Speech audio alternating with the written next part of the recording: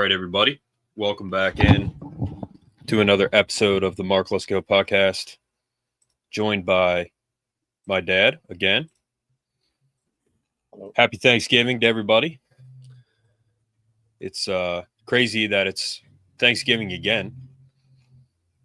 Feel like it really snuck up on us. But Dad, welcome in. Thank you. Good to be here. Happy Thanksgiving, everyone. Yeah, so we got to 1,000 subscribers. Crazy that happened. It's been about 3.5 years since we started this, and I've always said it. I am not a former player or a famous person, so it takes some time to build up a channel. And I'm gonna play a clip from my. Thanks, Thomas. I'm gonna play a clip from my first episode, but it took February 22, first episode on YouTube. Before that, we were just on Spotify and Apple Pod. So to get to this point, it's taken some time, but finally we're here. And I started it with Austin Staggs. I told him, and then Brett, he was the new co-host. Started bringing Dad on here recently, but to everyone that has supported us, I greatly appreciate it. And there's a couple people in our private chat. Some of them they were on here from day one. So to those of you guys, we really appreciate it. And the way YouTube works is, Landon, he built up his show fairly quickly, quicker than mine. And he has over 13,000 subscribers, I think, for example, Landon Tangwell. Fully deserved. He was a former player, and he has a lot of connections. So for him, he got on that train a little quicker than us. But nonetheless, when it comes to YouTube, when you start, you have to get into the algorithm, and they have to recognize your stuff and find out what your stuff's about. And then they put it out there, they test it. So it takes a while to get into that algorithm. That's the thing about YouTube. That's why I think the average channel to get to, I forget what it is, 1,000 subs, like a year and a half. So it takes time. And pretty much every day for 3.5 years, I've had content on here. And it's over 3,000 videos. That's a lot of work. That's a lot of content. So couldn't be happier to be here. But we're going to be talking what we're thankful for in terms of Penn State football. Terry Smith, the new team that we have right now, and Pat Kraft and what he's doing. So that's what we're going to talk about on Thanksgiving. But once again, thank you guys for helping us get to this point. That's a milestone that I've been 1,001 now. That's a milestone that I've been trying to get to since I started. So finally we're here. But Congrats. I'm going to pull up. Congrats. Can you hear me? Yes. All right. Yep. Just give me a second here. I'm going to pull up the first video. It was February 23rd, 2022. That was the first video.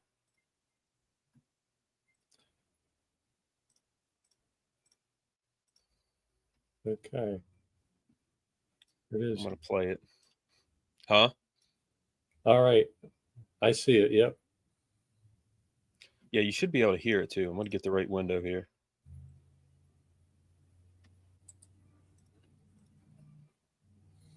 All right, everyone. Welcome back. Can you hear it? No. Austin show on the Mark Lesko pod. Yep. One thing that we're going to be doing different this week is I'm going to try to upload this to YouTube. So we will have the video up on YouTube. I'm just using my laptop camera right now, so the quality of my video is not that good. Austin's is much better because he has an actual camera. But I just kind of want to get into YouTube and start getting videos up so that you can watch it both ways, which would be cool, and just kind of get my feet wet with YouTube. So something new you guys can look for. Austin, welcome back. Thanks again for joining me. Yep. So that was the first one. Wow. February 22. Did it from my Apple laptop, my MacBook. So the picture quality is better. I have an actual camera. I was just using the laptop camera then. But that's what we did for a while. And then, we really started getting into football. We've covered it. We cover it all year long. We don't just cover it during the season. We're one of the few shows that actually talks Penn State football all year. But I remember this time last year, we were, we were counting every follower every day, When did you reach 400? What's that? When did you reach 500? I think we reached 500 this offseason. And then let me check. We hit 600. I think we hit 600 like right before the season. And I think it was fitting that what really put us over the edge was when Franklin was fired. And I had been calling for that on here for a while. And that's what really bumped us up. I think that's how Thomas found us. But and it happened on Thanksgiving too. So Jason Gabinda, who is working with the CBS broadcast team today, played at Penn State, wore the cowboy collar. Remember him, Dad? He was on the 2016 team, had the white collar that he wore around his neck. Okay. Vaguely. Yep. Yeah. Okay. Mike Singletary wore the same thing. Okay. But today, he and I knew Jason when I was at Penn State. He's a really nice guy. Now he's on NFL Network, and he's part of the production / broadcast team on CBS. He shared the Terry Smith clip, "I'm Not Leaving," on Instagram. So that's funny that he shared that because he's one of the more likable and better football players we've had at Penn State. Very well spoken on NFL Network. He's really impressive with the way he does stuff. But it was funny that he shared that today. Okay. But yeah. So again, we're at 1,000.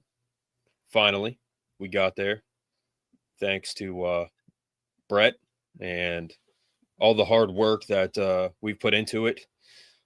One thing that's priceless is finding someone who can do the show, first of all, and someone that never misses. It's like the old saying, a real friend is like finding gold. Finding a real co-host is like finding gold. Brett has never missed.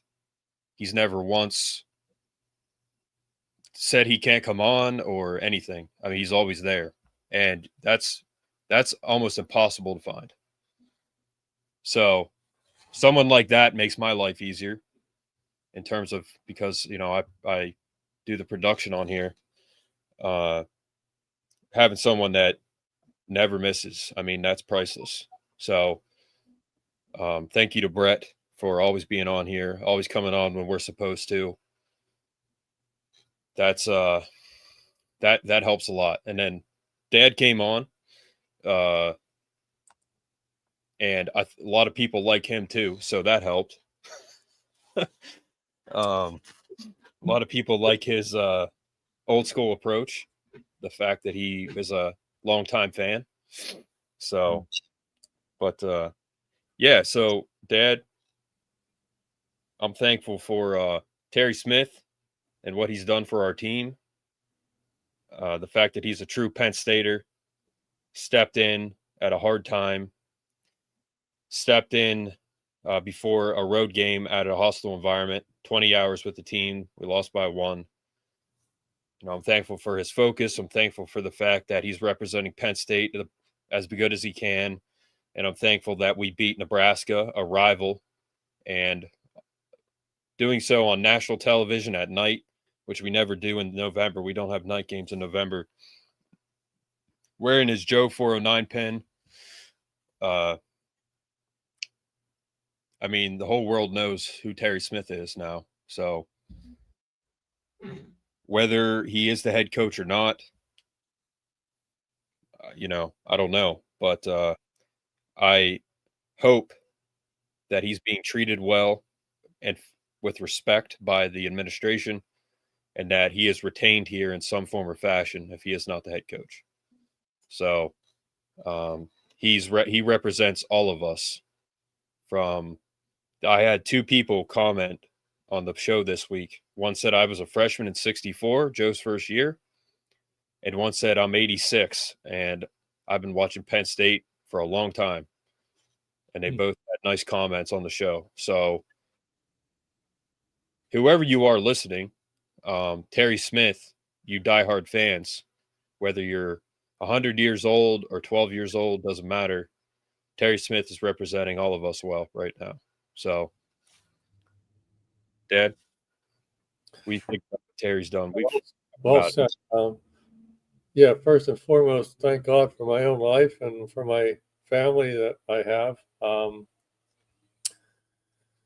Thank God for a safe season for all the football players. I don't know of many injuries. Drew Aller. Drew Allard, yeah.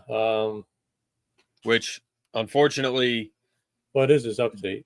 The way they were playing him, it's no surprise he got hurt. I mean, that's comes down to coaching. Missouri quarterback too, same thing. Bo, yeah, Bo got hurt too. Yeah, that was ugly. Hope Drew recovers fully.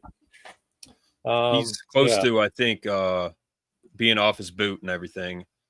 So yeah, he's getting there, but his injury was bad because he's still in a boot. He was still in a boot on Saturday. I saw him in the tunnel.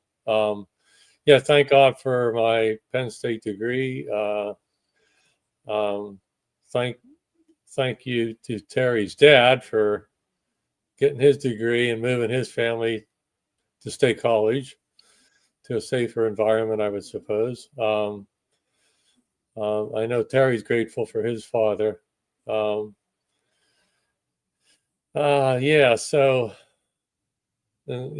God for Marky's degree in broadcast journalism. Marky used to do a show called the Mike and Mark Show. That was really interesting. I listened to it every time. It was just, they were a really good pair. They really complimented each other. And on radio, Penn State. Yep. And I think I mentioned to Mark, probably in 22 or 21 that, maybe you should look into a podcast. And he looked into it and started it up, and here we are. He does a lot of hard work. He spends a lot of time preparing. Very knowledgeable of Penn State football. Diehard fan. Backs Penn State up.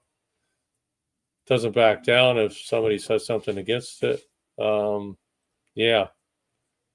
Really good representative of a Penn State fan and alum.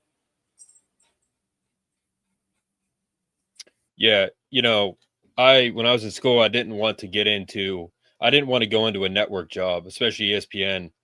I told my professors that. I said I would never work for ESPN, especially after what happened with Joe. I lost all the respect for them after that. I never wanted to get into a network job.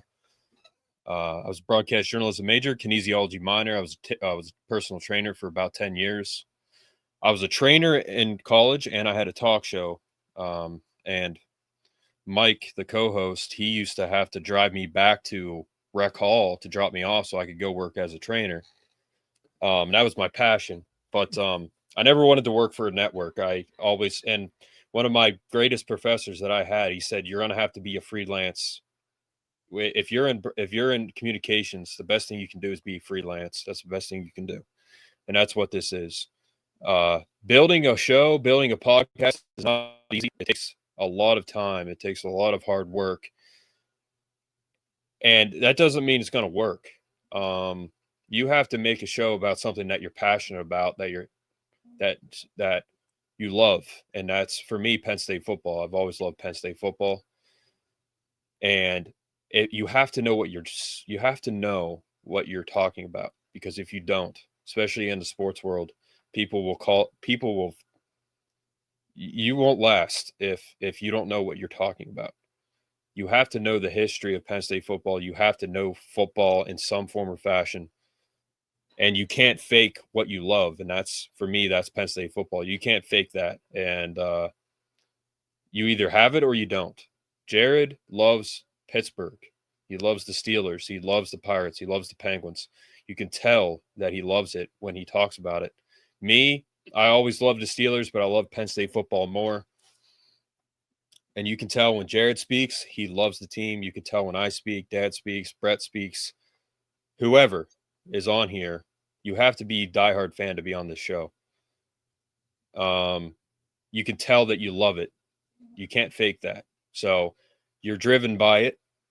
And that's why for 3.5 years, almost 4 years, you post content pretty much every day. That's because you love it.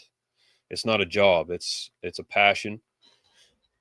That's my biggest advice for someone who is doing a podcast, especially a podcast. You have to know your stuff, especially in the sports world. You have to. If you don't, people will call you out quicker than you would think. So, people still say I don't know what I'm talking about, but that's not true. So, I think if you're passionate about something, you should make a podcast.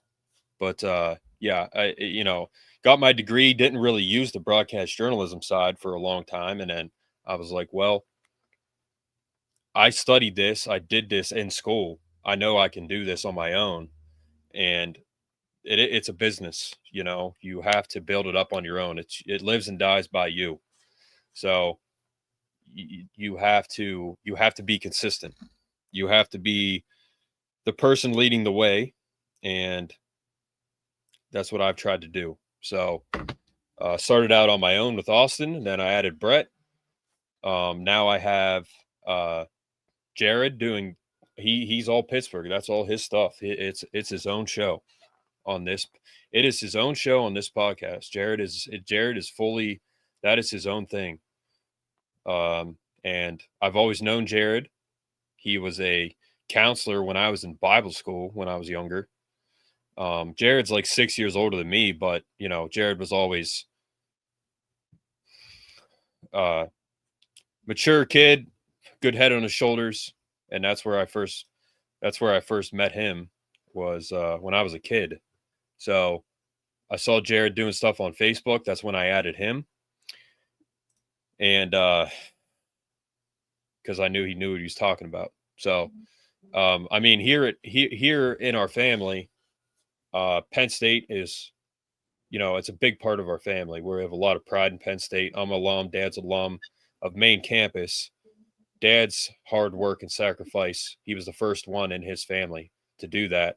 And that set the path for people like me, my brother and sister, to go to college as well. Sometimes you have to lay that path down. And that's what I wanted to do with this podcast. Lay the path down so that I have a lot of cousins that are younger. They're always going to have a job if they need it when this does become an employable business. this podcast. So it's not just about it's not just about having a podcast. It's about building a future, hopefully, with it for my family.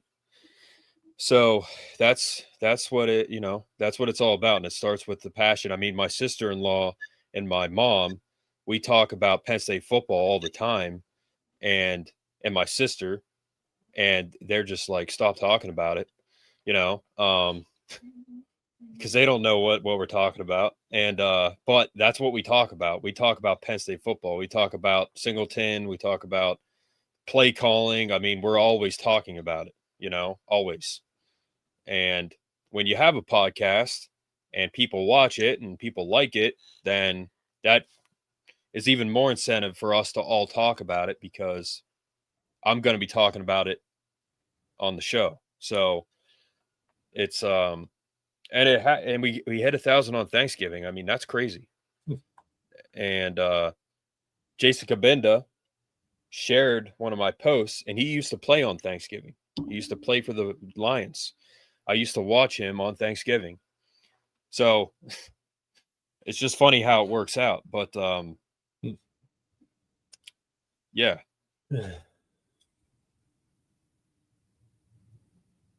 I'll probably be on with Chris tonight. Chris Gorky, talk about the latest on the head coach search. Brett might be on. Brett's eating right now. But yeah, Dad. A lot of work, a lot of hard work. I don't understand it, but what you learned at Penn State definitely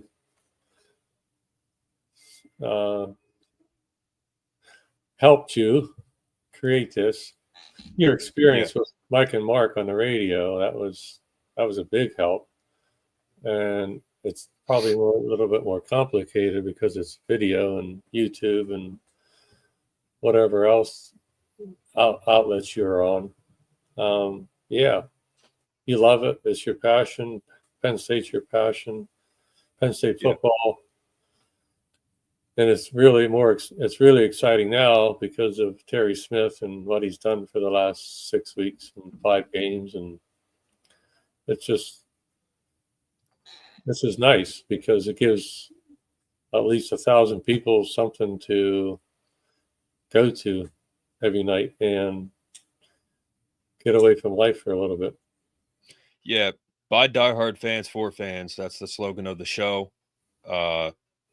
I love my team, and you hear that a lot. The previous coach, that's why I was so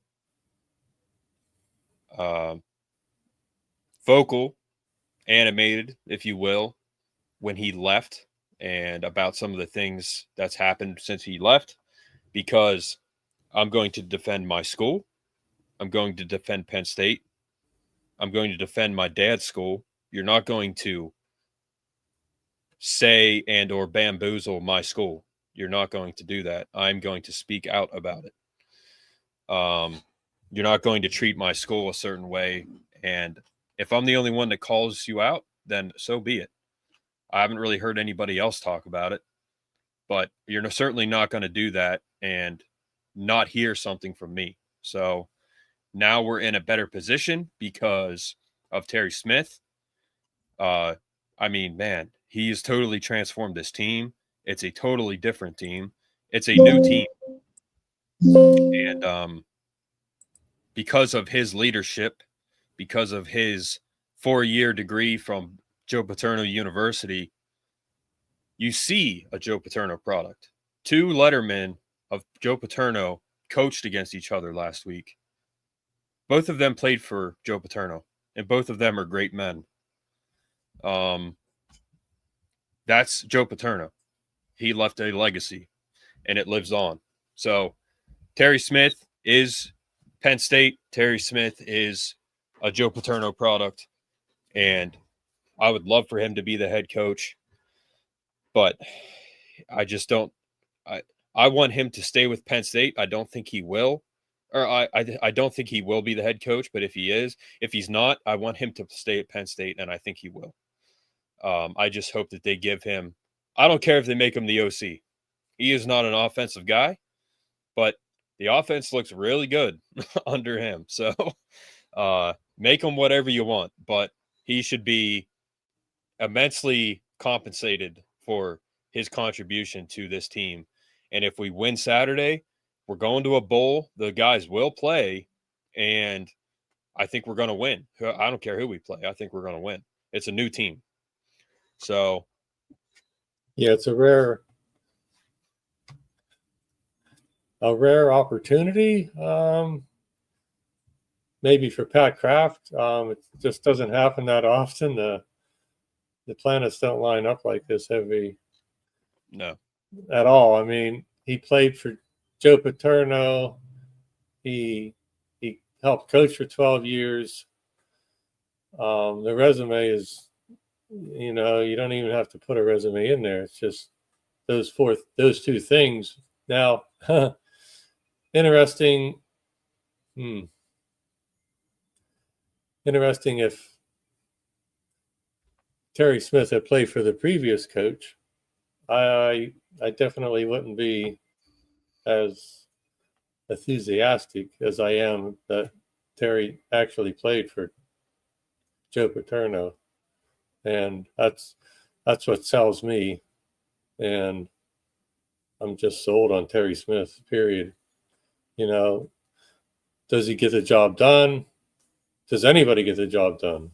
Nobody knows until you roll up your sleeves Monday morning and get to work. So I don't know. He's my guy. I just feel that he's the right person, and he can get this program back on its feet. He just reminds me of the Joe Paterno era, period. And that was exciting. Yeah. Yes. You're wearing your 1987 pin there. Dad and I went to an alumni event, homecoming weekend, Friday night before the game. I got a 2015 pin. Dad got an 87 pin. That's what he's wearing there. If you think about it, like I said, Terry Smith and Matt Rule, they're two good men. They're well liked. They're well liked men, and they're head coaches. I mean, the coaching tree goes on. And then this week, we got a Joe Paterno letterman and a former Joe Paterno staffer coaching as head coaches. Greg Schiano, Terry Smith. And then, you've got 2 straight weeks of Penn State football playing against Joe Paterno people. So it's yeah. In his interview yesterday, Terry talked about how he grew up playing street ball against his older brother and 5 neighbors that were all older and went D1. That resilience is infused into this team. Absolutely. Happy Thanksgiving Day. Thank you. You too, Rage. So I'm just thankful for what Terry Smith has done. I'm thankful for who he is. Posted a Instagram post today, Thanksgiving. It's Charlie Brown, Thanksgiving. And Terry Smith is at the head of the table with his daughter. And then we got DDS and other guys sitting there. K-Tron is Snoopy. So this team believes in Terry Smith, obviously, and they're playing hard for Terry Smith. Terry Smith has totally transformed this team. They gave up on Franklin because he quit on them, and Terry Smith has totally revamped. This team believes in Terry Smith, and they're playing hard for Terry Smith.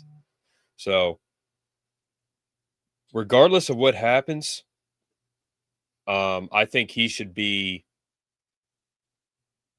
involved in this program in a major way. I don't know what it would be, but I think Pat Kraft has a plan. So we'll see how it plays out. But you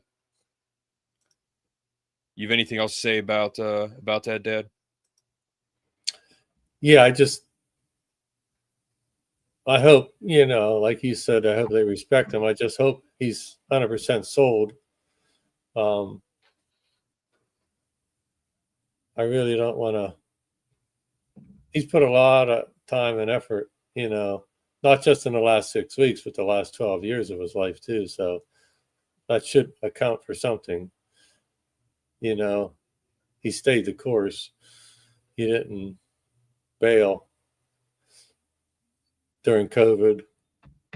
Right. You know, when the bad times are there. I mean, he came into a school that was just his coach was destroyed, basically, and you know, he could have said, "Okay, Penn State, you destroyed Joe. Why should I come back?" But he didn't. He didn't have that mentality. He came into a situation that got rid of his coach, and he had enough respect for Penn State to take it on. Well, to stay here, like you said, to stay here, he never left. So, what's that? To stay here, he never left, like you said. Right. I mean, that's great for yourself. That takes courage to. If somebody did that to one of my coaches I don't know. I'd have to be in that situation, but he had to make a decision. And he's really committed, obviously. I'm done. Thanks. well, to stay here under the previous coach, that's probably a lot. In addition, I mean, goodness gracious. Everything that happened, like that went wrong, and he stayed here, and clearly he's a real coach. So we never heard a word out of his mouth. No. To be zipped up that whole time. Right. And now he's in a position that he can voice his opinion, and it's very powerful. And that would be a very good opportunity to keep that. If he wasn't so connected with the players like he is, and what he's turning those guys into in such a short period, that I probably wouldn't even buy into him. But I'm sold. I mean, he's a player's coach, and he's making these 18-year-olds into men, period. Yeah. Yeah. I mean, to do what he's doing, we'll get into the new team. First of all, what he's doing with Ethan Grunkmeyer, my goodness, the kid's a freshman, and he is doing better than Drew. Nothing against Drew. Drew needed more coaching, better coaching, but what he's doing with Grunkmeyer is insane. And clearly he has his grip on the team, because Grunkmeyer, a freshman, is doing better than Drew, and he's a backup, just stepped in, and he's like doing great. He really is. I mean, he just stepped into it. He has composure. There's not one time I've seen him this whole season where I'm like, oh God, like what's going to happen? I said it about Drew Aller. When he dropped back, like Anthony Morelli, you said, oh God, what's going to happen? When Daryl Clark, Kerry Collins, Michael Robinson, when they dropped back, you said, same thing. Oh God, what's going to happen? In a good way. Mm-hmm. Grunkmeyer, not once have I thought when he drops back, oh man, like what's going to happen here? He's composed. He's poised. He does well. He manages the game well. He throws the ball well. I mean, what he's doing. And I said in week 2, after FIU, I said, I would rather lose with Grunkmeyer than win with Drew, because at least we know with Grunk, we got a shot. And he is doing as good as he could probably do right now. So I'm really pleased with him. I'm really pleased with our run game. I'm really pleased with our defense. We have kids who will give their heart and soul, lay their life on the line to help us win. Zakee Wheatley, Denai Dennis Sutton, Tony Rojas, Amari Campbell, Katron Allen, Nick Singleton, Ethan Grunkmeyer. These kids would literally sacrifice their bodies, sacrifice themselves to get a win, and they do every week. So when you're playing for a coach who is going to set you up for success, that's a lot better. And you see it. You see it. Zakee Wheatley, That kid's all over the field. He hits hard. Our secondary is so good. They hit hard. They're big. They're fast. I mean, and then Katron, he is a monster. He has a motor. He does not go down. So you combine all of that. These kids have heart. When you combine that with a Terry Smith, you have a totally different team. I mean, that's why I made that reel. From James Franklin being booed out of the tunnel to 6 weeks later, we beat the brakes off Nebraska and we got people chanting his name. I mean, that is a total turnaround. I've never seen that before in a college football where a head coach is fired and then they're chanting the intern's name. I mean, I don't think I've ever seen that before. So that is a total turnaround in 6 weeks. What has anyone on here ever done in 6 weeks that's that drastic? You can't get abs in 6 weeks. You really can't do anything in 6 weeks. But Terry, he really totally turned this team around. So yes. I mean, they're playing Penn State football. That's what they're playing right now. Right. Yes. Penn State football as we knew it. And yeah, it's exciting. It's exciting to know that they're going to win. There's a really good chance that he's going to have the team ready. They're going to play well. They're not, if they make mistakes, he's going to correct them when they come over. It's just a whole different exciting atmosphere, and it's really good to be witnessing this and to have the opportunity to be part of it, period. I mean, everybody from guys your age, guys my age, young kids, 80-year-olds, we're all on the same boat right now. Like, this is great. What we're seeing right now is Penn State football. That's what we're seeing right now. We have not seen that in a long time. We have not seen it in 12 years. Yeah. We have not. This is an unrecognizable team right now. I do not recognize this brand of football. I don't recognize it. This team is unrecognizable compared to the last 12 years. So you're good, Faf. If you're talking about Franklin, then he had his system and processes. So what was there to adjust? What there was to adjust was his system and processes. That's what there was to adjust. And yes, it was his fault. So his system and processes did not work, and he didn't adjust it, and that's why he's fired. I didn't miss the start, but I'm 27 minutes behind live. Oh, okay. Dang, Rage, that's some serious buffering. Yes, that's very bad. But yeah, Dad, what were you gonna say? I was just gonna address that other one about processes, but go ahead. I'm trying to think of one against Franklin's processes. Granted, he did really good coming back at UCLA and almost, making it a game. That was impressive,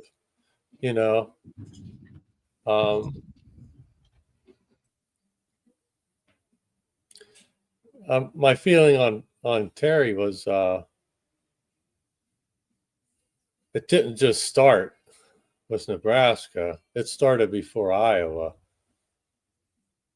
I went into Iowa thinking that Terry Smith could win in Iowa, period. Because he played at Penn State, he played for Chopa, and he coached for the last 12 years. And I had a really good feeling that going into Iowa that he could beat him. And wow, he didn't get blown out. He gave the fans something to watch and something to look forward to the next 2 weeks later at Ohio State. It didn't start just now. My excitement for Penn State football started when Pat Kraft announced Terry Smith as the interim coach, period. And it's been full throttle as a fan ever since. You've said that he's gone. The previous coach, you're done and gone. Can you say what? Can you say what you?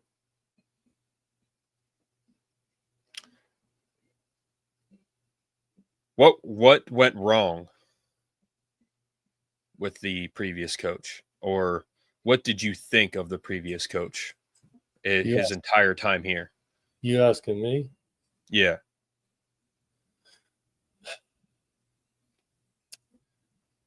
He just like when we were up against up at halftime against Notre Dame last December. Wow. He should have won it in the locker room at halftime, right? This is it. I mean, go out there, play defense, score again. He had it. He was freaking 2 games away from a natty. And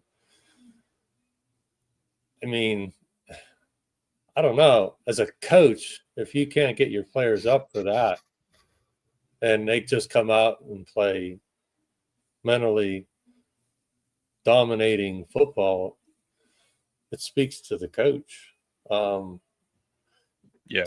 And again, it just going into Ohio State and Michigan, there was nothing there. There was no confidence that we could win. And Yeah. if we did win, it must have been by luck or something. The talent was there. The kids were putting their lives on the line, but the coaches couldn't get it done. You know, I've always said players win games and coaches lose them. And it just, I mean, poor Drew, holy crap. You know, freshman year, he didn't beat Ohio State or Michigan. Sophomore year, he didn't beat Michigan or Ohio State. Junior year, he didn't beat, I mean, a poor kid. I mean, yeah. And then people are going after him and not the coaches, and that's not his fault, period. Yeah, Drew Aller came down to coaching. I mean, we've watched countless James Franklin coach teams play against Ohio State and Michigan. Like, for example, in 24, I believe. Let me think. 23, when we were first and goal, and on third down, they threw a one-on-one route out to the right to Dante Cephas.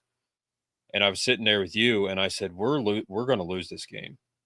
There's no way we're winning this game. If they couldn't just score on first and goal, we are cooked. Mm-hmm. So, goal line last year, Ohio State in 23, when, right? Was it 23?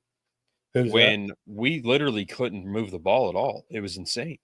22 at home. Yeah. Huh? I think 22 was at home at Penn State was at home against Ohio State. Yep. And then 23 we were away, because 23 was the year when they were at Columbus and we couldn't move the ball. We lost like 17-7 or something like that. Or we didn't even score a touchdown. And then last year we're up 10-0 and we don't score a single offensive touchdown. I mean, we've watched so many games like that, and every time I'm just like, dude, this is the same thing over and over and over again. So what we're seeing now is unrecognizable. It's real football. So Marlon Bright just flipped. Don't worry about recruits, guys. Seriously, who cares what they're doing? We don't even have a head coach right now, a permanent head coach. Don't worry about what they're doing. Franklin can take Terrell Owens, Marshall Faulk, and Vince Lombardi, and he'll still lose, so it doesn't matter. Is that on Terry Smith? I don't know. No, it's not. Don't worry about recruits. Don't worry about it. It doesn't matter. Well, JTT only had big games versus us. I heard someone guess the surprise candidate may be the BYU coach. Okay. I mean, yeah, he's a good coach. I think it's Chesney, but I don't know. We're going to have Chris on tonight to talk about the latest, but there's a mystery candidate apparently. It could be smoke and mirrors. It could be the Chesney. It could be some surprise guy. But whoever comes in is going to take Terry Smith, and they're going to just go for the moon. That's what they're going to do, I think. Yep. Hey, gunslinger who only started playing 2 years ago in high school, why don't you throw it perfect or leave it short? Seriously, who teaches like that? I don't know. Franklin does. Yeah, I do think James Franklin tried to adjust. So Landon said that at halftime they make no adjustments under Franklin, and during bye weeks they don't prepare during the bye for the next opponent at all. This year it would have been Oregon. They did not prepare all bye week for Oregon. They start preparing the week before. So, yeah, I think he tried to make adjustments. They were just never good adjustments. So Franklin pursued the shiny new thing where there's, yeah. Yeah, no, Ohio State fans said that's why we didn't take Aller, because he did what he did. It's like, you guys are morons, so you have no idea what you're talking about, and you guys think you're the greatest thing ever, and you're not. You're clowns. We took Drew Aller from Ohio because we took Drew Aller from Ohio, not because Ohio State didn't want him. You guys are morons. We have to move. Why is Colorado State ahead of us? Kalani would be a surprise. He's a letterman for BYU. Yeah. I don't know. Those lettermen for those schools like like Kalani, like the Georgia Tech coach, the Vanderbilt coach, like I don't think those guys would leave their alma mater. I don't know, but and then the final thing is Pat Kraft.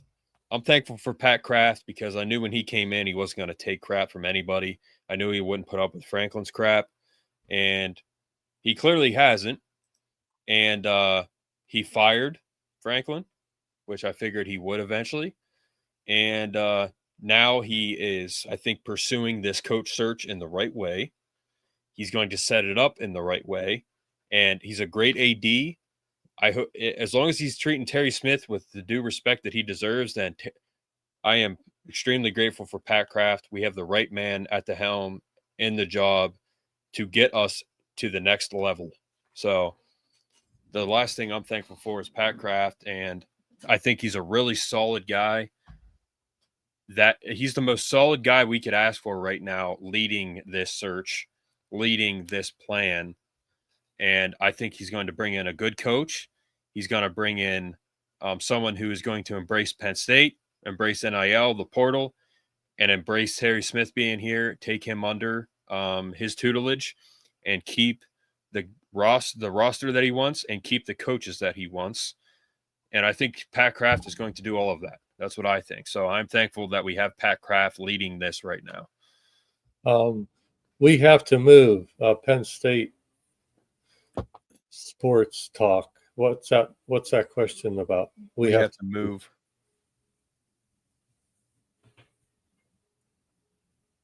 I don't know. What does he mean? Move out of the Big Ten or get a new coach?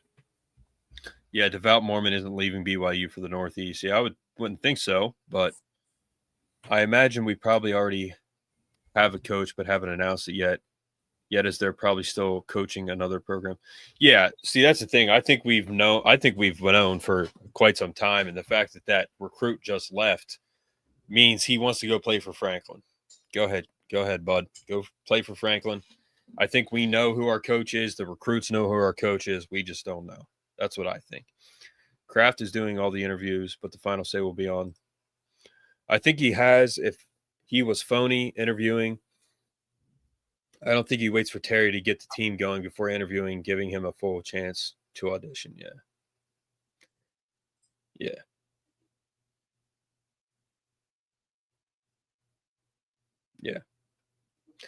Yeah, I don't know who the next coach is going to be, but I am thankful that Pat Kraft is leading this charge because I think he's, for us, the best person that we could possibly ask for, and I think he's going to do it the right way. So, okay. What do you think, Dad?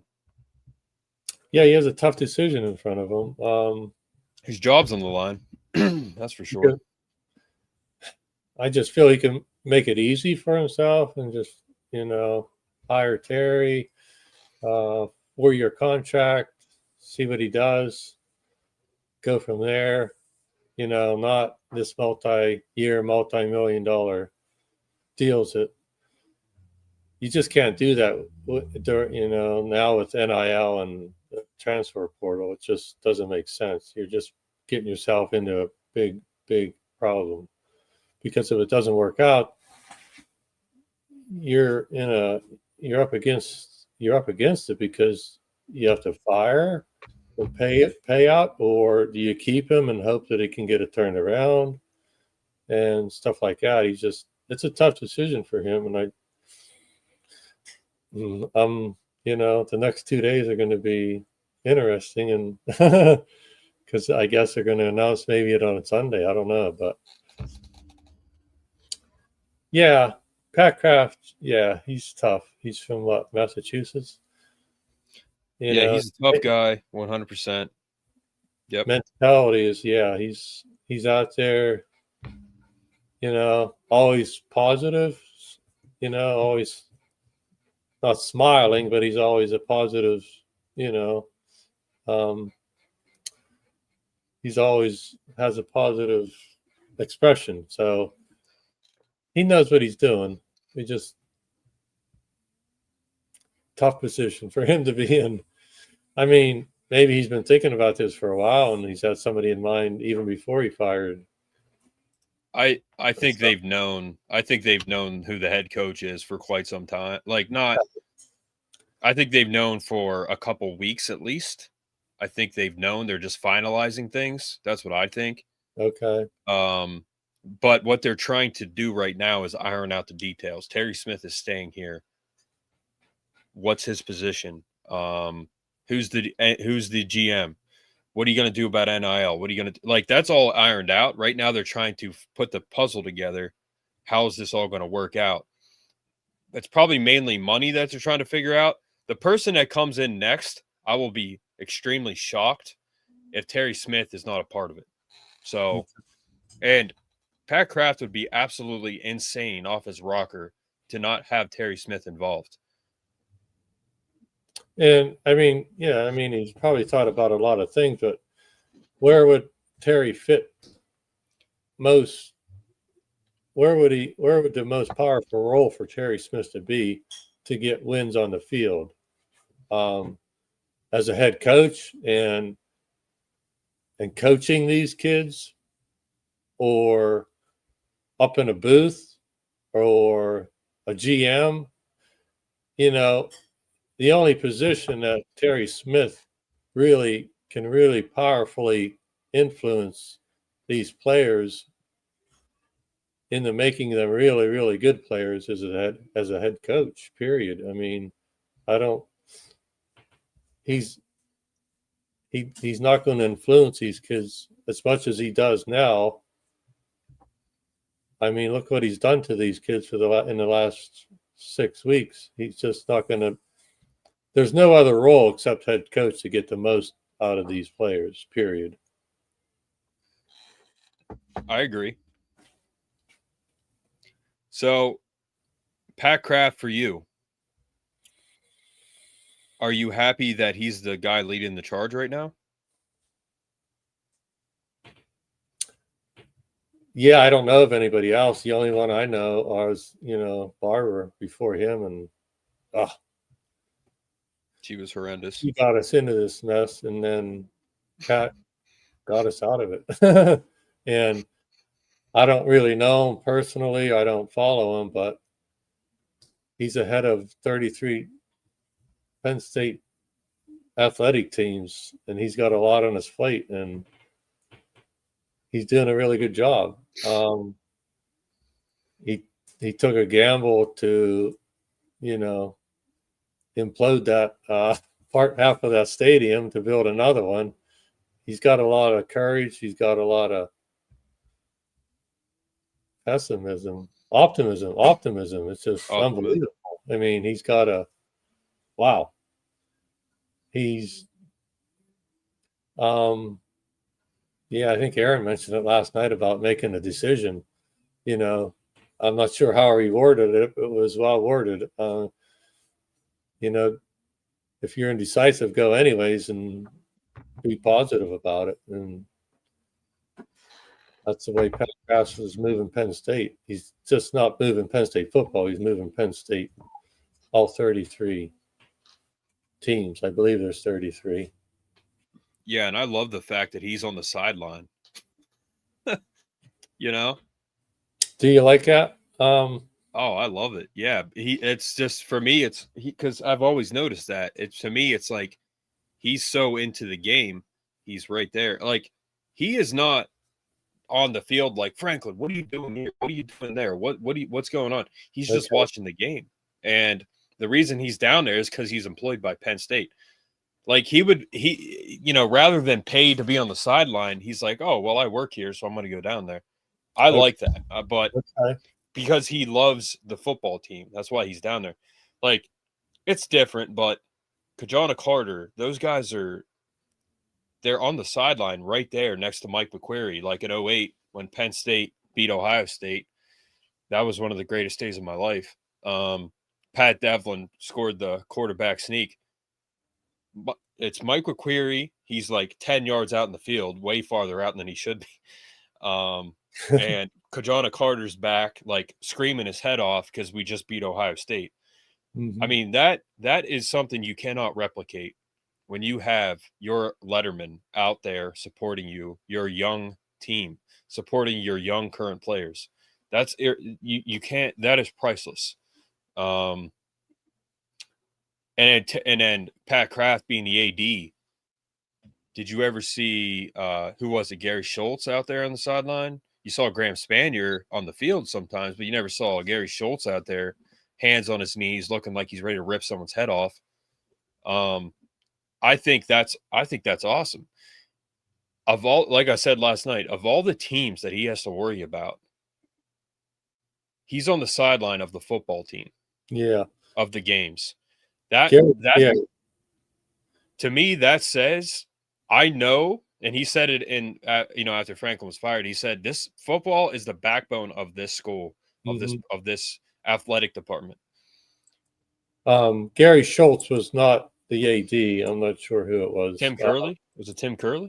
Yeah, Tim Curley was the AD. Gary Schultz was the police. Tim Curley was the AD. Okay. But when you have Pat Kraft on the sideline, he could literally be anywhere, but he's on the sideline of the game. That's, to me, that shows extreme support. And Thomas said last night, maybe that was bad because his boss was there. Maybe, but it also could mean I'm right here. I got your back. I am here to support you 100%. And everything I saw between those two, I think they got along perfectly fine. Going above his head to get an extension, yeah, that didn't go over well, but they're both adults, and I think they got along quite well. And Pat Kraft is like, James Franklin, I have your back. That's why I'm here. You need something. You need a water. You need a burger. You need me to say something to a fan. I'm right here by your side. That's what I think it has always been. He was on the sideline in Nebraska. He was helping up. Think about that as a player. Your AD is on the sideline helping you up after you have a good run. I think that's great. Like if my AD, I'm out there playing my heart out, and my AD is helping me up on the sideline, cheering me on, that's a great AD to me. And that's why I'm thankful for Pat Kraft. I think he's doing a great job. I think he's doing the best job he can. And he had the cojones to fire Franklin. That is not easy to do. He put his job on the line when he did that. That's not easy to do that. Big time. Yep. His job is on the line right now. And Terry Smith getting all this support. Do you think he thought that would happen? Probably not. He probably didn't think that he would get this much chanting his name support. It goes back to, it made me think about Michigan and Harbaugh. And that coach stepped in for 3 games and kept Michigan alive. That was really impressive. I was just wondering if he's still I'm not following, but is he still on that coaching staff or no? Yeah, he is. Is he? Is he the head coach? Yes. Wow. That's the same exact situation that we're in right now. And look how that guy, so that guy beat Ohio State last year in Ohio State. So the thing is, he took over after being an interim coach, like Marcus Freeman. Marcus Freeman was an interim coach Yeah. after Okay. Brian Kelly got fired. And neither of those guys, I don't think so. Marcus Freeman played at Ohio State. Penn State beat him, and in 08, Marcus Freeman was a linebacker on that 08 team at Ohio State. Did you know Okay. that? Okay. I don't remember, but yeah. Sharon Moore is an Oklahoma alum. And this is different because Terry Smith's a Penn State alum. So both interims, both took over, and then Sharon Moore beats Ohio State in Ohio State last year with a 6-5 record. See, that's what I'm talking about. Or Everybody, 5-6 better record. don't hire an interim coach, but he's a great example. Is he a Michigan alum? Sharon Moore, Yeah. Oklahoma. Okay. Okay. Marcus Freeman is an Ohio State alum. Jeez. Wow. See, it's just a rare situation to have an interim coach that played for Penn State and coached. Pfaff makes a great point. He said, I just hope Terry's okay with it. If he leaves, that would be so heartbreaking if he left. And I would wish him the best. Even if I would not be, let's say he left and went to Virginia Tech with Franklin. You know that essentially means nothing because it's still Franklin. I wouldn't be heartbroken by if he left and went to VT. I wouldn't really care that he went to VT. I would just be heartbroken that he left. That's what I'd be heartbroken by. And if he is not being respected by this administration, like Thomas said he may be happening, Pat Kraft will not be here very long. I guarantee you that. So I just don't think that's going to happen. The fallout of Terry, yeah, that'll be ugly, very ugly. And I think they avoid that totally. That would be insane if they don't avoid something like that. So, I mean, Terry's humble enough that we would never hear the truth. Not that we would never hear. I mean, he would never come out. I don't think Terry would do that. He wouldn't come out and say, okay, this is what happened. This is what's going down. And it would be sad. I think if he is not the head coach, he may be okay with it. But what I don't want is Terry Smith being looked past because that creates some bitterness. And he would not take it out on Penn State, but he would have that bitter taste in his mouth from whoever made the decision. And it wouldn't affect his job, but I'm just saying Terry Smith needs to be treated the right way right now. And I said it last night. I think if Kraft hires Terry, it's a flop, and it's a flop. I think Kraft is given a second chance. Yeah, see, that's the thing. You have one Terry Smith, and you have a million other coaches. Well, not a million, but you have a bunch of other coaches. 2-3 years doesn't work with Terry, go get another guy. But if you get a new guy and it doesn't work, we're going to hear for the next 150 years, Terry Smith should have been given the job. You know what I mean? There's one Terry Smith. There's a million other coaches that you could go get later on, but there's only one Terry Smith. And the one Terry Smith you have to treat the right way right now. Yeah, I mean, there's a workaround. It's don't give him a multi-million-dollar contract like 40, 50, 60 top million. It just don't do it. Just 15 million over 4 years. I mean, they should give him 100 million for 4 years, as far as I'm concerned. Just that's not wise anymore in this day and age. NIL. The thing is, Joe Paterno, he was paid, I don't know how much. I would guess 3, 4, or 5 million is how much he was paid. And he lived in the same house. he spent it on the school and charity. Like, he didn't pocket. He probably didn't pocket any of it. Honestly, it went all to the school. You know what I mean? So, and Terry would probably do the same thing. Terry would put it right back into the program. But my point is, Terry, he would be paid whatever, but he doesn't care. He would put it back into the program or the school or his family or whatever. He would put it back into something. He doesn't care about the money. He wants to coach for all the good reasons, period. That's it. Yeah. And I mean, he's like I was saying. Go ahead, Dad. He wants to mold and build character in young men and turn them loose into life, period. Yeah, Aaron said, from Aaron, who was on here, Dad, he said, you hear a lot of warning stories about interim hires, but there are success stories too. Wouldn't get hung up on him being interim. He is either a good choice or he isn't. He's absolutely a good choice.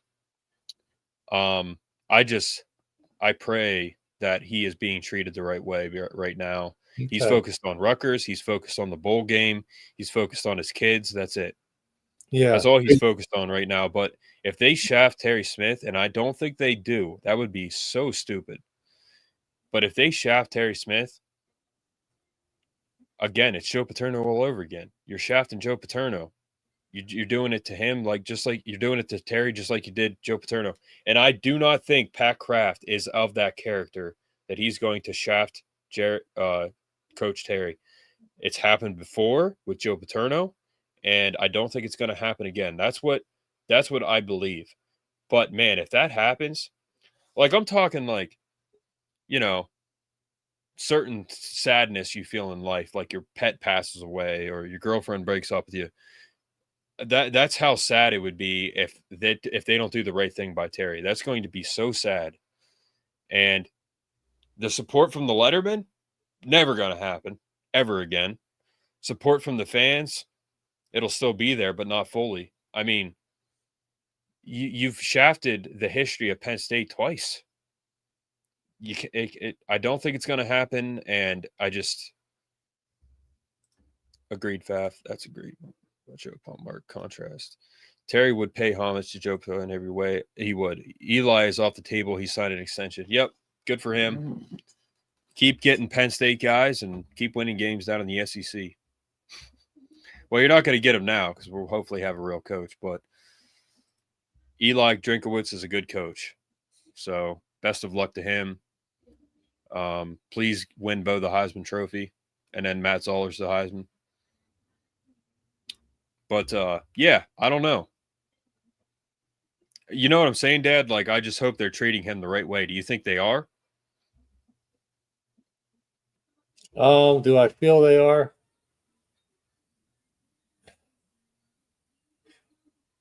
I don't know, but I don't think he cares. No, I mean, do you think that they're going to give him the due respect of, hey, if you're not the head coach, we're going to put you in a good position? Do you think they do that?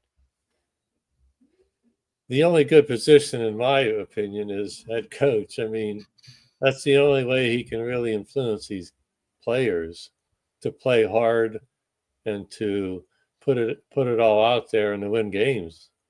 Right. As an OC or go back to corner, GM, he's not a pencil pusher. He's a in your face. This is the way you should do it. You know, get back out there. I'll give you another chance. Do it right. This is what you did wrong. This is what you need to do to get it right. He's just that kind of teacher, coach. Like, they're rare. They're rare. In today's money, you know, what do coaches want? Do they want the spotlight and the $10 million a year? you get $10 million a year, you're going to be like, I'm getting $2 million a month, or what am I getting? 10 million. Wow, that's a lot of money. I'm almost getting 900,000 a month.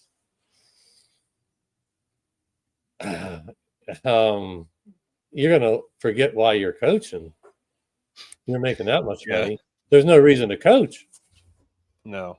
Terry wants to coach. He wants to help these kids. That's powerful. But what were you going to say before? I said, do you think they're treating him the right way right now? You said you don't think he cares. I think they are. But you got to define they, not just Pat Kraft. Somebody commented on the billionaire donors and stuff. I mean, administration. Whoever's in charge, the board of trustees. He can't cave into these maybe NIL supporters, donors that, sitting in the boardroom smoking cigars saying, okay, this is what we want. And if we don't get it, then you don't get your check. I don't know who they are. You know what I mean? I think Pat Kraft respects them, or he wouldn't be on the field with them. Phenomenal Brew, do you know that? You seem to know some serious information. Do you know that he will be the cornerbacks coach and assistant head coach under Bob Chesney? Because assistant head coach, all you need, Dad, is a head coach who's going to listen to Terry Smith. That's what you need. Clearly, Franklin did not do that. So if he's not the head coach, you need a head coach who will listen to the assistant head coach. All right. There's a lot of assistant coaches, defensive line, offensive line, D-back, corners, quarterback coach, special teams. There's a lot of assistant coaches, but there's only one head coach. There's only one Terry Smith. That's the part that concerns me, based off what Thomas was saying. And Thomas, he's an intellectual guy. He's not a Penn State fan, but he's seen it from an outside perspective. If Terry Smith is not being treated the right way, I swear I am going to. I'll find Pat Kraft and I'll give him a mouthful. Seriously, that's not going to fly. That's not going to fly. You're not going to. Huh? Do you think they're treating him right? I think they're treating him. Who's they? Administration? Pat Kraft, the administration, whoever's in charge, whoever is making the decisions. Brett's coming on. Who does Pat answer to? I believe the president. President Bendaputi or the board? Both. He's assistant AD. I don't understand that title at all. Who's assistant AD? Pat Kraft he's not the AD, he's an assistant something. What's his title? I believe he's the AD. But this title is really confusing. So he is, let's see here, Vice President for Intercollegiate Athletics. What's that mean? Who's the president then? It's a good question. I don't understand that title. I don't either. President Bendaputi isn't the president of athletics. She's the president of Penn State. So the president of athletics at Penn State is Patrick Kraft, who holds the title of Vice President for Intercollegiate Athletics. Okay, I just find it confusing. Yeah, that's a confusing. President Bendaputi isn't the vice president of Penn State. He's the president. Right. But that's a different title. Okay. The president is the president. I would bet the football program is probably the AD, but the board maybe not. I would bet the football program is and probably the AD. Couldn't agree with you more, Mark. Yes, because Bob Chesney is going to want to be adjusted to. So, Phenomenal Brew, you think it's Bob Chesney? No matter what, Terry Smith is staying at Penn State, and he's going to be heavily involved. And again, the reason I did this episode, what we're thankful for, is because, man, people are just freaking out left and right, calling me out in chat boards that I don't even know what it's on. People need to be more thankful of like where we're at right now. Seriously. Before Joe left, I always wanted him maybe 5-10 years before to go up to the booth or and recruit. Exactly. Yeah. Recruit. It never happened. Now, but this is totally different. Terry Smith is at the beginning of his coaching career, and he's probably 56. I mean, he could get 20 years out of this. Or if he's 30, he'd be coaching as old as Joe was when he got fired. But it's totally different. I mean, Terry has the most influence as being a head coach. That's where the most power.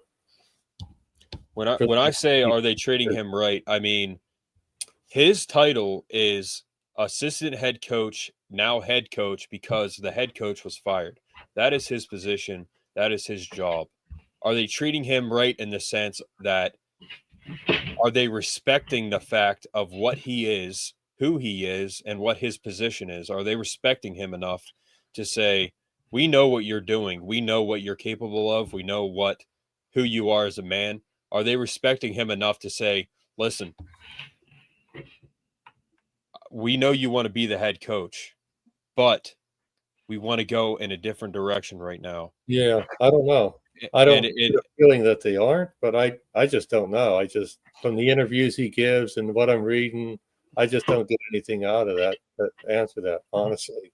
Yeah, I think they are fully working side by side with him, saying like, listen, Terry, we respect you immensely, but we want to get a head coach in here, but we want to have you heavily involved, and we want your say in this whole process. That's what I want from Penn State.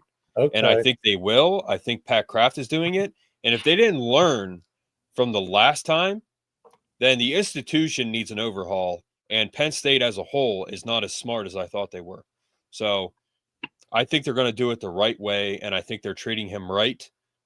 And I think you guys put in your comments what you think. Brett, do you think – Brett, welcome in. Brett, do you think happy Thanksgiving? We're at 1,000 subscribers.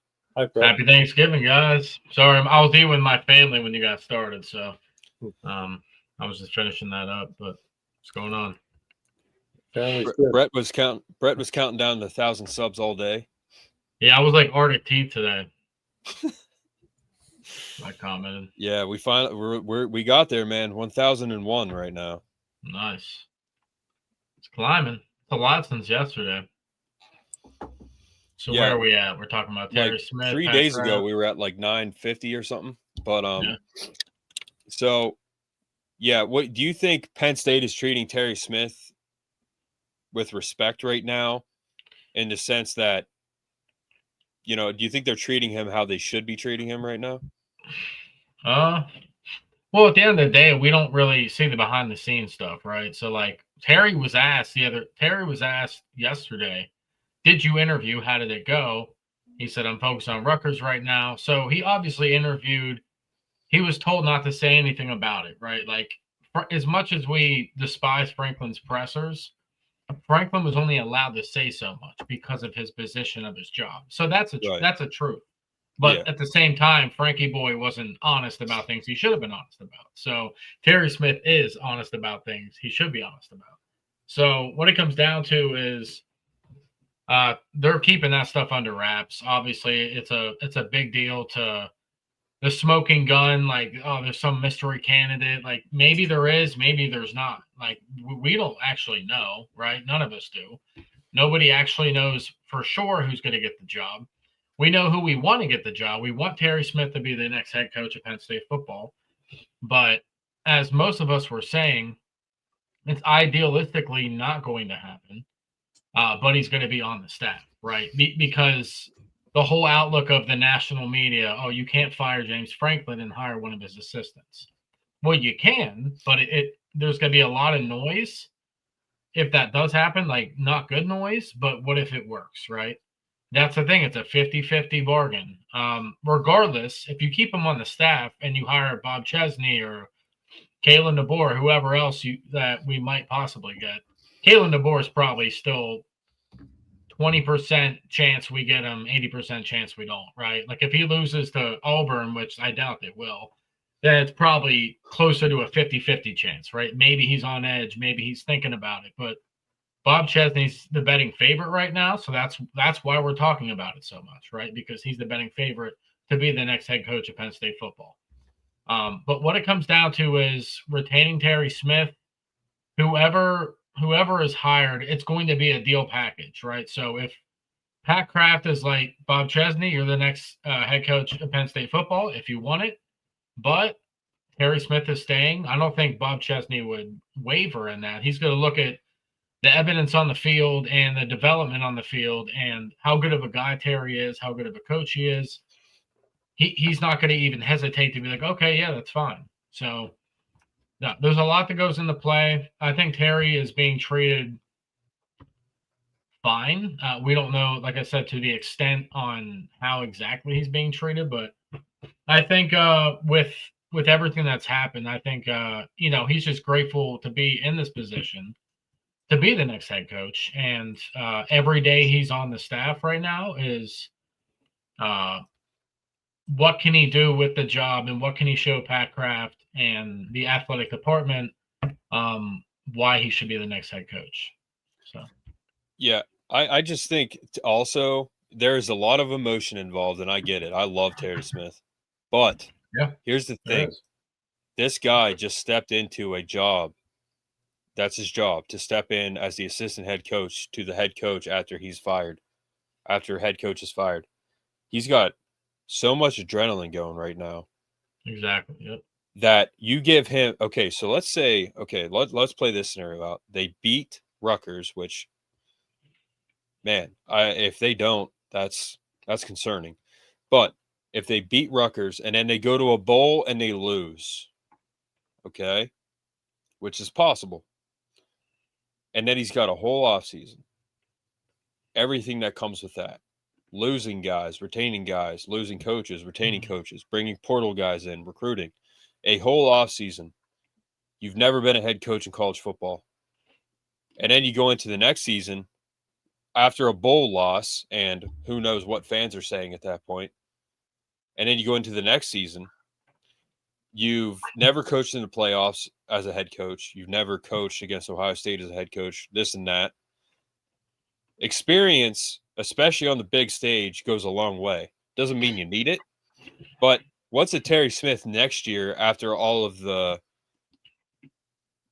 the confetti has fallen, and you know what I mean? I still think he's an extremely solid coach. But it could also go bad. That's the thing. I don't know. Yeah. He's a hell of a high school coach, that's for sure. Chewing guys out. Yeah. Curveball. What's the scoop on Ryan Silverfield? I don't know. That camp got real quiet the last 2 weeks, Thomas. I don't know. It's a balance that Bob Chesney will get right between the Joe Pa faction and those individuals who were brainwashed and intimidated by the media chaos at the time that may still be there. What is Bob's history? I mean, where did he go? Where was he before? Wherever he's coming from. He was at Holy Cross. Bob Chesney, head coach. Phenomenal Brew. How do you know your information? Yeah. Go ahead. Keep going. Yeah, Bob Chesney was a head coach at Holy Cross for multiple seasons. He won. He had a good record there. Yep. Before there, so Mark Sr. he went from Division III, killed it. Division II football, killed it. Division I. So Division I, his first job at Division I was Holy Cross. Yeah, he did really good for a couple of seasons. Then he went to JMU for 2 years. Everywhere he's been, he's killed it. He went from 3. I love a guy who comes from Division III to 2 to 1, and now he's climbing. He's just like Kurt Signetti, like we've been talking about. Now, we don't know if he is the next Curt Cignetti. Maybe there won't be another Curt Cignetti, but it doesn't mean he can't still be good. Curt Cignetti's like a unicorn, right? The dude's a unicorn. Like, but Curt Cignetti, we're going to find a lot out about him in the Big Ten title game if they win tomorrow, and in the playoffs. We're going to find a lot out about him. But, he's on the big still, stage. to bring Indiana to where he brought them is insane. At the same time, But Bob Chesney right now, of the candidates, I want him way more than I want anybody else because he's a small school guy. You cannot underestimate hunger. Like I've said before, I use this as an example, okay? This podcast, again, not a former player, not famous. Who am I? Who is Brett? We're not famous people. You can't underestimate the hunger of starting at 0 subscribers and then getting to 1,000. You can't underestimate that hunger of you want this, you have to fight for it. Bob Chesney is hungry. It's his first head job at a D1 school. Are you kidding me? Penn State, a new stadium, all these fans. That's hunger. That's priceless. Hunger is priceless. That's why I want him. But go ahead. My bad. How about the guy from Michigan? What's his background that took over for Harbaugh? He's a professional crybaby. Okay. Jerome Moore? Okay. Yeah, nobody really, even Michigan fans don't really like him. So why is he still there? He was crying and swearing after he beat us. Yeah, he's a professional. That. if crying was an extreme sport, he'd be first in the world. So he's with his background. I don't really know where he came from before he was there. I'm not really sure. He's an okay coach, but like, I don't know. How many coaches in D1 were never a head coach at all before taking a D1 head coach position? Yep. I'm trying to. So Jerome Moore was an offensive line coach. Okay. He played at Oklahoma. Yeah, he played Oklahoma. He was an offensive line coach. Let me look at his Wikipedia page. What's the So what's the percentage of Terry Smith pulling this off, going from high school head coach experience to a D1 head coach, especially at Penn State? Well, it's not like he's just going. That's the thing, though. Like, he's been at Penn State for so long, he knows how Penn State operates. So, like, yeah, he hasn't been a head coach, but he's been basically the head coach of part of the defense for a while, in a way, right? Like, he's put so much heart and soul into that defense that he knows how it's ran. So, so Jerome Moore, to answer your question, he was a GA at Louisville, 2009 to 2011. He was a tight end coach there as well. Went to Central Michigan as a tight end coach in 2014 to 16. He went to Michigan as a tight end coach in 2018 to 2020. Then he was an offensive line coach and a co-offensive coordinator in 2022. And then 2023, offensive line coach and offensive coordinator together in 2023. So, and then head coach 2024 to now. So he wasn't coaching for a super long time. I mean, 2009 is when he started being a GA. So so not really an extensive background. They just hired him from within. Save some money doing it. Mark froze. It looks like he'll be back on. Yeah, I mean, we're all putting, I'm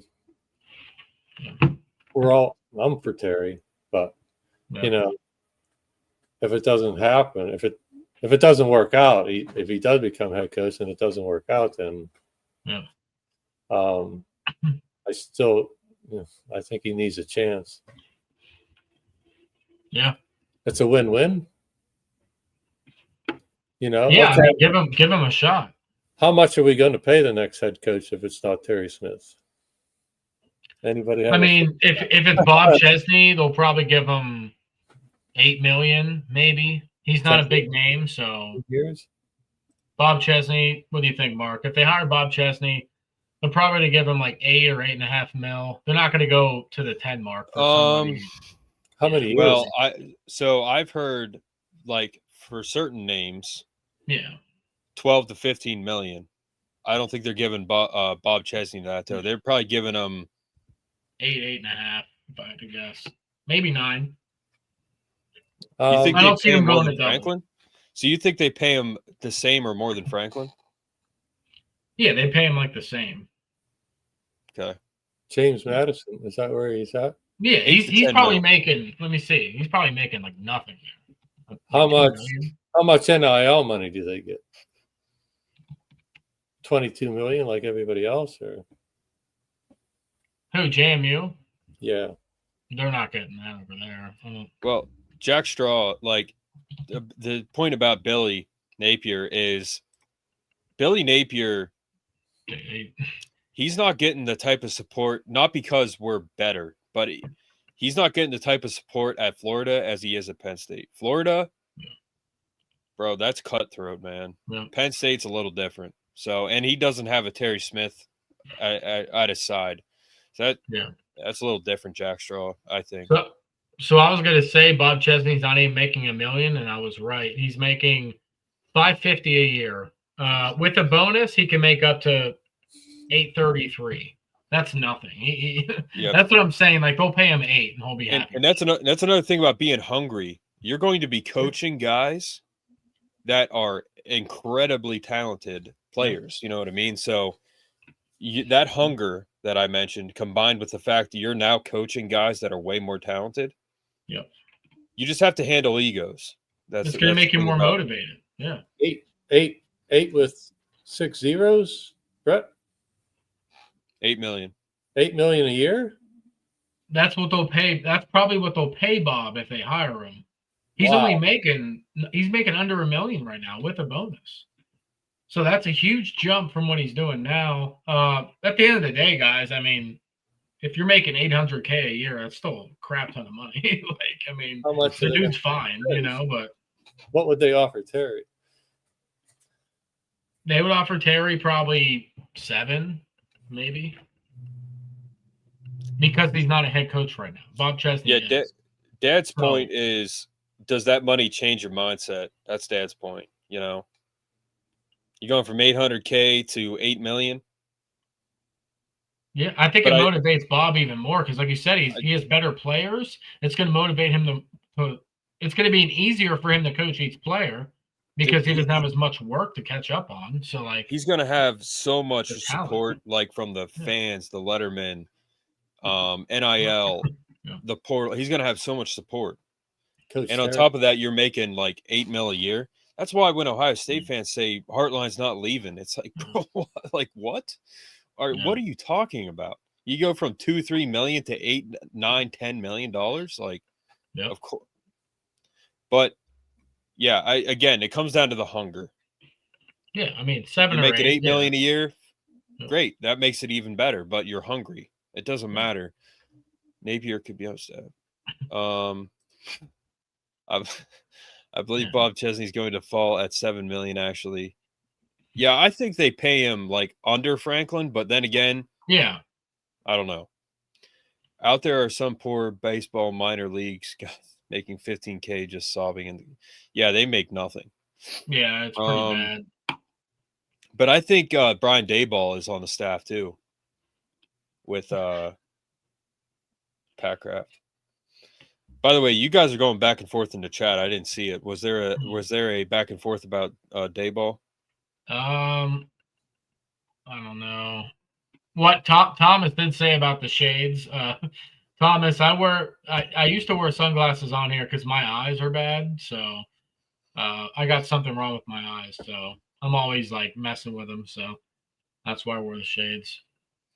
Yeah, bring in Chesney, give Terry a big raise. Guys, if you're on here, please like, share, subscribe. We're at 1,000 subs now, which is fantastic. But please support the channel. Please support the channel. Greatly appreciate it. Sunbelt Billy. Yeah, Billy Napier fell on his face, 100%. But we're just talking about what we're thankful for. Terry Smith, the new team. We have a brand new team right now. I mean, fresh out the box. Yeah. Brand new He-Man doll. And then we got Pat Kraft. You know, I'm thankful for Pat Kraft because I think he's doing it the right way. And you said, Brett, that you think he's being treated the right way. Yeah. You know, Thomas gave his piece thinking like maybe there was a cut down the middle between him and Franklin, but I think Pat Kraft is doing everything the right way right now. He's treating Terry with respect. Yeah, that's another thing. I'm thankful Franklin's. That's the thing. Again, I'm thankful for that too. Very, very much so. Everyone. The Band-Aid's ripped off. It's ripped off.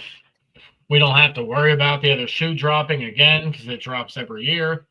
Now we have a chance to maybe the shoe will drop, but it's not a for sure it's going to drop. You know, like with Franklin, you knew the other shoe was going to drop right after Game 4, whatever it was this past season.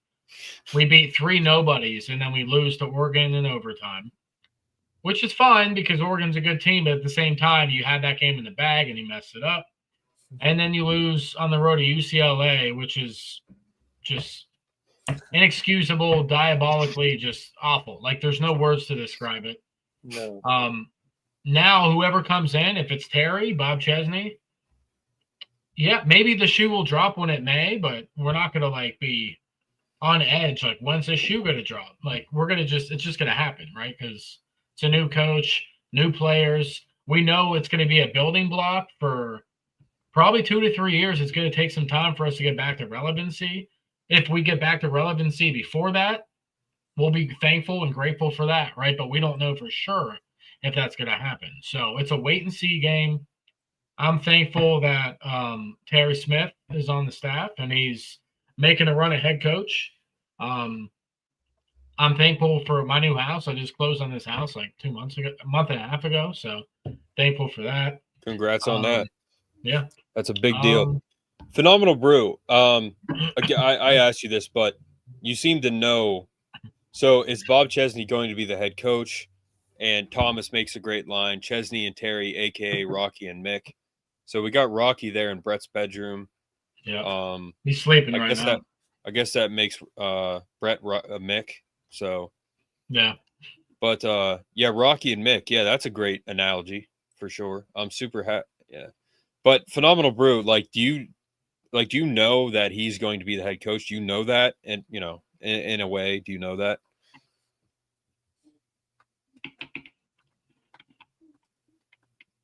Dad, you have anything else to say about anything? No, interesting times. One of those guys, people announced December 2nd, they might announce, which would be Tuesday. Yeah, that's Tuesday. They're announcing the head coach. I guess that's the story. That's the report. Yeah. Okay, is that I think they'll do it Sunday. I don't know why they're waiting until Tuesday. Well, after Rutgers. Right. I mean, Terry said they're laser focused on Rutgers. I mean, he's still in it to win it, and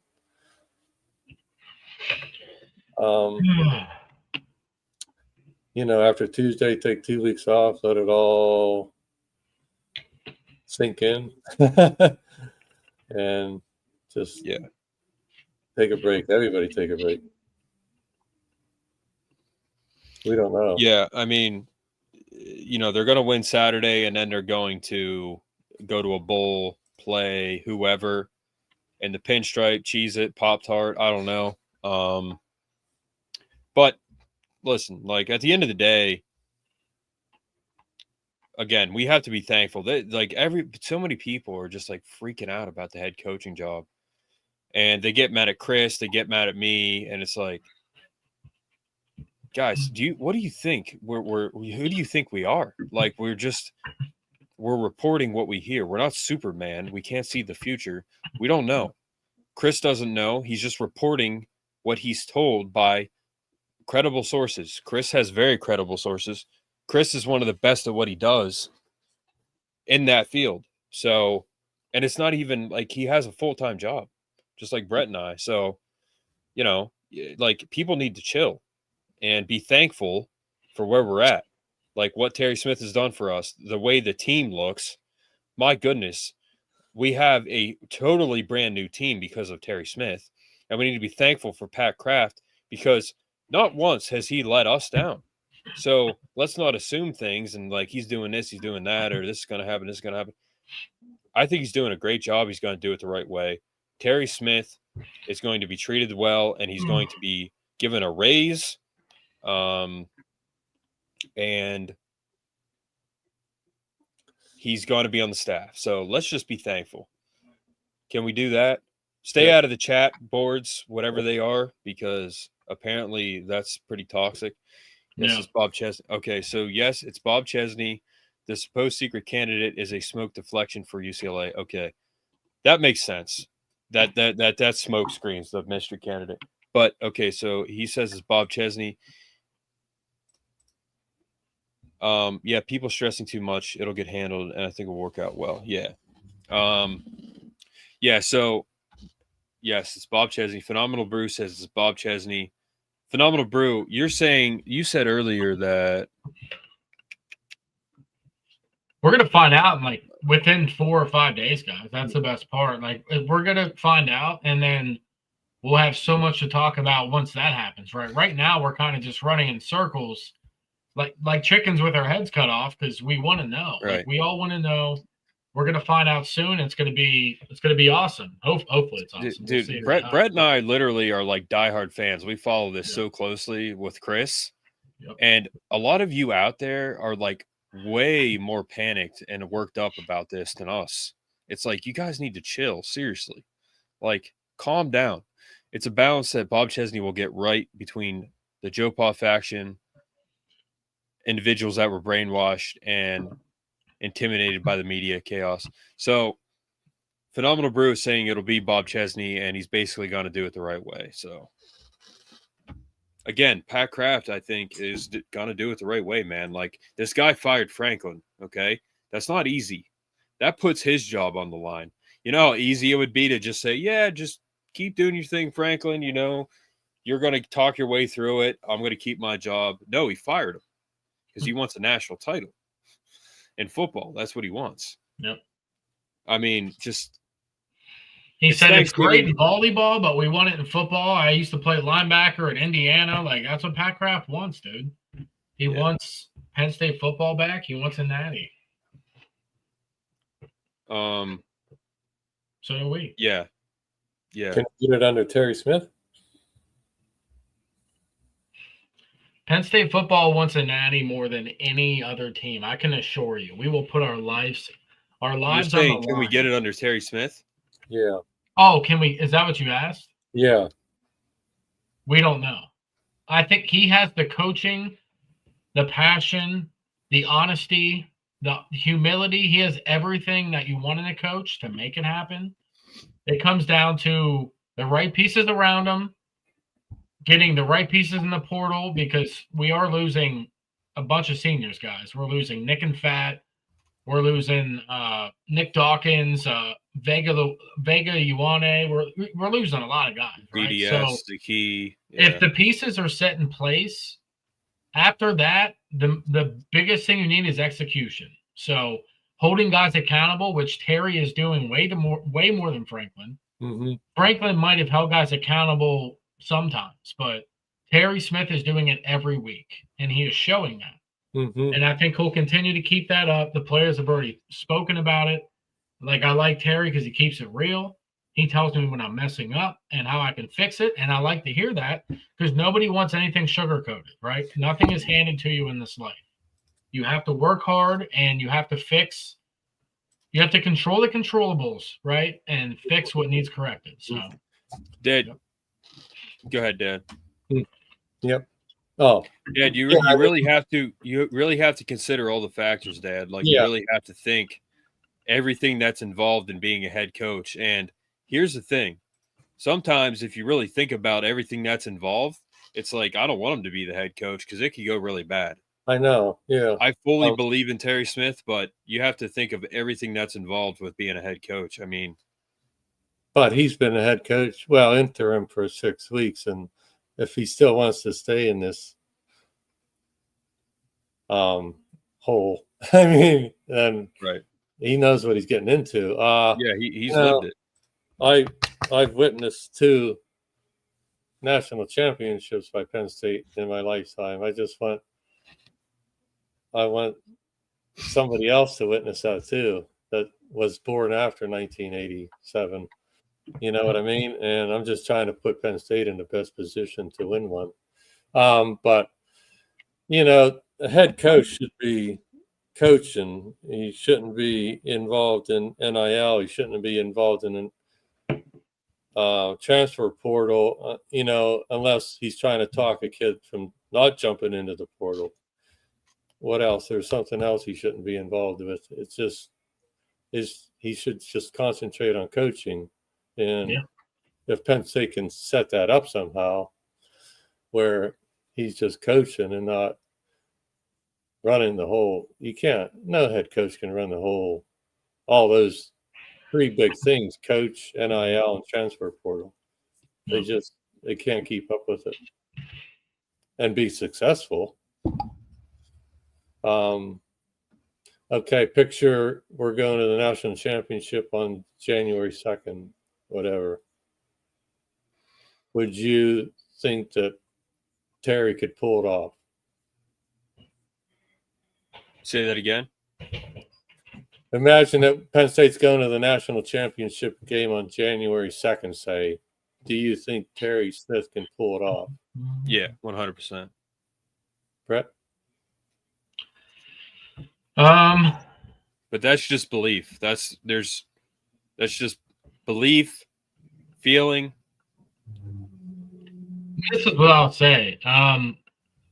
Brett already said he doesn't know, and that's true. Yeah, but Terry Smith, his coaching in 6 weeks, like, think about it. He was a defensive back coach. He was a wide receiver in college. He did more with the offense as technically a defensive coach guy than Franklin did as an offensive guy. Just think about that for a moment. That's what baffles me. With a freshman quarterback. With a redshirt freshman quarterback, Terry Smith did a better coaching job on dedicating his passion and his belief and his honesty, all the attributes that he has in 6 weeks than Frankie Boy did in the last couple seasons. So last year, Franklin was carried by our elite defense. Even with Tom Allen, we had an insane top 5 defense, guys. Tyler Warren carried us on offense along with our running backs. Carried us, right? So Franklin isn't Tyler Warren. Ty Howe deserves a lot of credit for that, for getting Tyler Warren developed and ready for that. He was a quarterback in high school. So Franklin, here's what I'll say. Terry Smith at Penn State can get a natty before Franklin at Penn State, obviously, because Franklin's already gone, but Terry Smith has a better chance of winning a natty than Franklin ever will. That's what I'll say. Right? Phenomenal Bruce said, Pat Kraft is playing chess, not checkers. That's a great point. Yeah, absolutely. Yep. What's that one? Announce a new coach and sign 75 guys in a few days. Yeah, so the new coach bump in college football recruiting is very real. But here's the thing. I get it. That's very real. I don't think we're going to lose 60 guys, but we're going to lose. I don't know, man. I don't know if we're going to lose guys. Terry Smith's still here, so. Who's going to bring in more recruits, Bob or Terry, just as a coach and not as a recruiting coach? We don't know about Bob, but not sure. I think the team combined, those two combined, I mean, I think the limit is through the roof, honestly. Like, between Terry and Bob Chesney combined, I mean, Franklin is in the dust. There's not a chance. All these kids that are flipping from wherever to Virginia Tech, go ahead. Yeah. We'll still be here when we told you not to do that. We'll still be here. You guys can come back. So we could seriously lose 60. Yeah, we could. I don't think we're going to lose that much, but yeah, regardless, whether we have a whole new roster next year, it does. Coaching is coaching. Okay. Terry Smith is Terry Smith. That's what we got. So something in the third hour by the administration would have to happen for it not to be Bob Chesney. Yeah. And I just don't think that's going to happen. Like the mystery coach, like you said, I think it's just a smokescreen, man. Honestly, I think it's just a smokescreen. Bob Chesney is a PA guy. Listen, when you grow up in this PA air, you got that Pennsylvania air in your lungs. You got that Pennsylvania environment. I mean, think of all the legends that came from Pennsylvania in football. Johnny Unitas, isn't Johnny Unitas a PA guy? Marino. Dan Marino, Tony Dorsett. There's just something different about this PA, this state. There's multiple Hall of Famers from this state. So there's just something different about this state when it comes to football. You cannot fake. He's from Pennsylvania, probably a Penn State guy. You can't fake that. You either are or you aren't, Do you know what sucks that we kind of spoke about before? If Terry beats Indiana, we're not even talking about who the next head coach is. Terry's the next head coach. If he beats Indiana, probably goes on that run, beats Michigan State, beats the crap out of Nebraska, beats the life out of Rutgers, he's the next head coach for Penn State football because Indiana was top 2 in the country. He would have the same amount of top 5 wins as Frankie Boy. So it just sucks that if we could have just squeaked that out, guys, against Indiana. I know we keep bringing. I don't know. I think that if we beat Indiana, we would still be in the same position. I think he has a better chance of getting the job. If we would have beat Ohio State, number 1. Oh, if you would have beat Ohio State, he would have been the head coach. Then we would have beat. Both right, we would have played number 1 again the next week, which would have been Indiana because they would have bumped Ohio State out of number 1. Yeah. He beat number 1 twice in a row, week to week. Sign the check, right? Yeah, we'd have been in the top 12. But okay. Our PA air smelled like cow manure around here, Faf. Did you guys eat yet today, Mark and Mark? What's that? Yeah. You guys eating tonight or you ate for lunch? 12 o'clock. Yep. You guys eat at 12? Nice. So what would the score have been, Brett, if the former coach was playing Indiana at home? Oh, we would have lost by 14. Yep, we would have lost by at least 10. It would have been absolutely horrendous. Would we have been 17-14 at Ohio State at halftime? Was that the score? Probably not. No, 21-0. The final score would have been the same, but it would have been a late garbage time touchdown by Caden Saunders. Remember Nebraska? That's what happened a couple of years ago. Yeah. Would we have beat Nebraska? I'm thankful for Caden Sanders, guys. No, probably not. What? See what I'm saying? He's saying, will we have beaten Nebraska? No. Oh, no. But you're comparing him to Franklin, Dad. That's like comparing gold to pennies. I know. That's what I'm saying. Look what we have. I feel bad for Caden Sanders, man. Caden Saunders? Caden Saunders, yeah. I feel bad for him because he keeps getting hurt every year. He doesn't get to play. He would have been good. He would have been. He's a 4-star guy. Yeah, he kept getting hurt. He's from Ohio. He got hurt the last 2 years. Hasn't been able to play. So, well, guys, I think that's about it. I mean, again, we're at 1,000 subs. Thank you guys for your support. Thank you for all the comments today. Thank you for likes. Please like, share, subscribe. We can be supported monetarily if you guys would want to do that. But Brett, do you have anything to say about hitting 1,000? Thankful for you guys for tuning in every week. You guys are ride or die Penn State fans and podcast fans just like us. Mark's put a lot of work into this thing, more than anyone I know. So, thankful for Mark. Hats off to him. Mark Sr.'s been jumping on a bunch. He's been doing a killer job. So I appreciate you too, Mark Sr. And I'm starting to jump on more as well. I used to come on once a week. Now it's like 3 times a week. So, yeah, I'm grateful for the podcast and for you guys tuning in. We've had some really good shows because you guys have been engaging in more content. So, yeah. The engagement is insane. Like, yeah, that's what we wanted. We wanted engagement. I mean, and you guys are always on here constantly commenting. Like, that's awesome. And I want to answer every one of your comments. And I pretty much pulled up I think every one of your comments I pulled up today. I want to interact with you guys, but this engagement is, again, that's what I wanted. It's great. I love it. You guys, I love interacting with all of you. So, yeah. Thank you all. You guys good? You want to hop off, watch football? Yeah. I'm going to see the Cowboys lose as much as I hate the Kansas City Chiefs. I don't know. That's like the worst game for me to watch because I don't care who wins that. Well, I'll say this, Brett. Hate both teams. And that's like watching the Ravens Bengals. Like, I'm a Steelers fan, so they could both literally never play again, and I'd be all right with it. But like the Chiefs, if they lose, okay, you know how close they are to not being in the playoffs? That's amazing. So, that's true. So I need the Cowboys to squeak this one out.